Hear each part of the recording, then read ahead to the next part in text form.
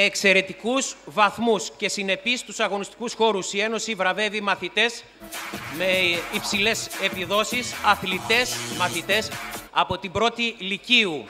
Εκπρόσωπος της περιφέρειας, ο κύριος Βασίλης Ανατολίτης. Να τον καλέσουμε για να κάνει τις απονομές. Βρακάς, Γεωργή, Γκολέμας, Ζέρβα, Ζικόπουλος, Καραγεωργίου και Παντζόγλου, Κλώνος, Κλώνου, Μαυρίδου, Πάτρα, Μαυρίδου, Σοφία, Μπακάλης, Νεφελούδη, Ουζούνη, Παντελίδου, Παπαβασιλείου, Παρδαλής, Παυλίδου, Πολυχρονιάδους, Πανούδη, Τσαλή, Χρυσοχώου. Είναι οι αριστούχοι μαθητές. Παρακαλώ, κύριε Ανατολίτη.